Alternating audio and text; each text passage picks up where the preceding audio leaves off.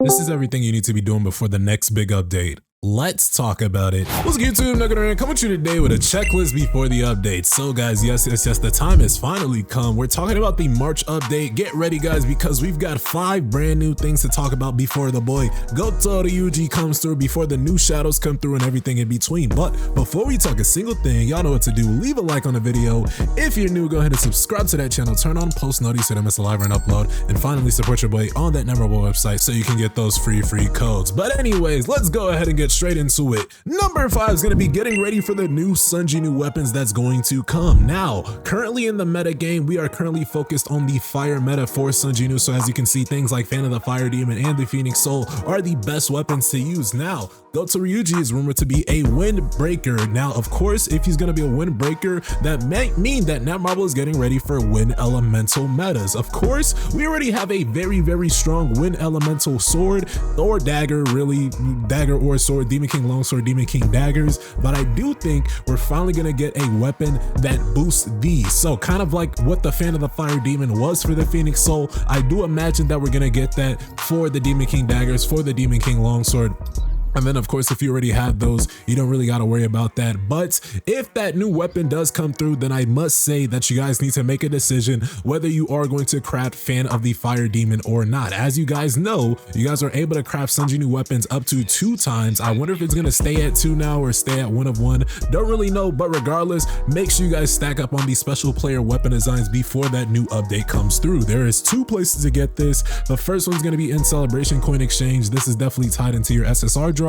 And then the next place to get it, the only other place you guys can get it, is in the Simulation Gate Exchange. So regardless, eat on either regards in that way. I definitely need one myself because we're getting ready for this next update. We're getting ready for the new weapons that may come, and we're getting ready for the new crafting that's going to come as well. Number 4 is going to be getting ready for the new level expansion along with the newest job change for Sunjinu. So guys, in about 2 updates ago, we finally got the Master of Abyss job change, but finally we are getting a new job change to Sunjinu, and we are also getting a new level expansion for Sunjinu. So honestly, this is going to be a very good update, as we can finally level up. We're not going to be level cap. A lot of players are going to hit level 101 to start, and then of course we're going to be on that grind to level 105. But what are the requirements for the newest job change? Honestly guys, the job changes do follow a specific pattern. It's definitely tied into Battlefield of Trials, it's definitely tied into story chapters, and then it's definitely tied into Power with Sunjinu. So based off of these patterns, we can predict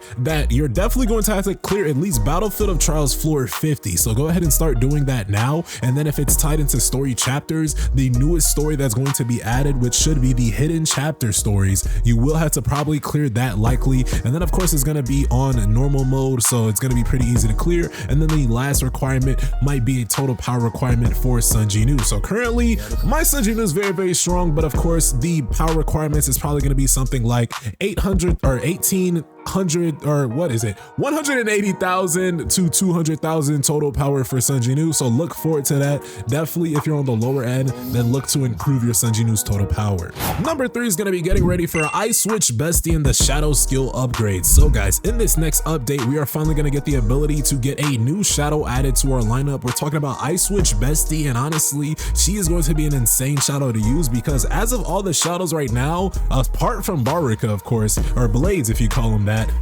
this is going to be the next ice-based character that we're going to get through a shadow extraction. Blades himself doesn't even have any type of freeze effect, but Ice Switch Bestie, I mean, it's literally in the name. I am looking forward to this next unit that's going to freeze across all these shadows. Where will she rank? I honestly don't know, but while we're talking about shadows, get ready, because we're going to have the ability to take our shadow skills up a notch. So we're talking about shadow skill upgrades. All these level 1s you guys see right here, right now, we are going to be able to level them all up. So I'm very excited to see which of these shadows will be the strongest once they're fully maxed out. I don't know the material it will require. I don't know if Netmarble is going to add in a new material to require to level them up. I don't know if we're going to be ending up using Traces of Shadows. I probably hope it to be Traces of Shadows than a new material, but of course Netmarble will do Netmarble things. They'll make it so we have to play the game as much as possible. But very excited for the new Ice Switch Bestie along with the shadow upgrade system. I must must definitely say that the top 3 shadows that you probably want to start upgrading first without any introduction into the new level up system will probably be Egress, Barrow, Big Rock. These are probably just the 3 strongest shadows. Of course, we'll have the updated Army of Shadows guide when it does finally release, so you guys know the proper shadows you want to upgrade first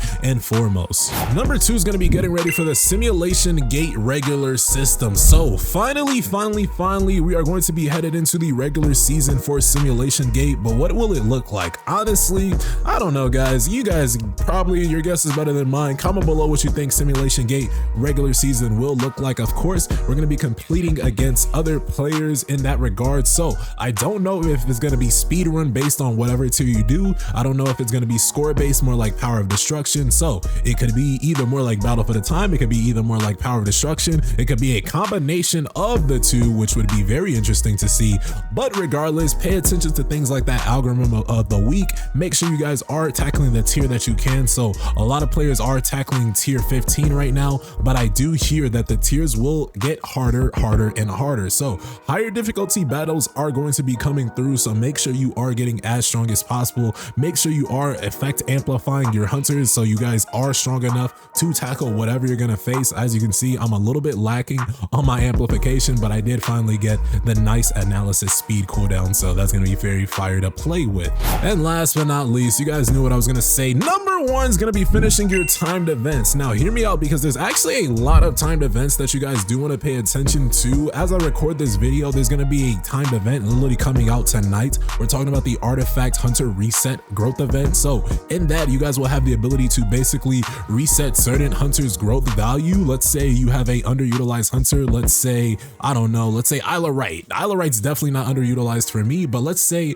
I haven't used Isla Wright in months. She has max growth. I can reset her hunter growth and finally get all the materials back from this, and it'll be definitely quite a bit. But of course, look through your characters, look at what characters you use, look at what characters you don't use, and then of course go from there. Make a smart decision. I probably might give you guys a mini guide on that depending if you guys need it or not, but regardless, finish out that timed event, finish out the Maze special artifact crafting event if you do have tickets for this. Of course, along with that, do not forget about Battlefield of Trials challenge. Now of course everybody knows Battlefield of Trials, but Battlefield of Trials challenge, this allows you guys to get so much essence stones, so much for the free. I think the highest level floor is super easy to complete nowadays, about 700k. So if you are an endgame player, you should be able to tackle that with the most amount of ease. And then we also have 2 other events going on right now currently in SLA. We're talking about the Jeju Island raid, where we're facing the Ant Queen, and then we are finally talking about the Sweet Valentine's Day event. So all in all,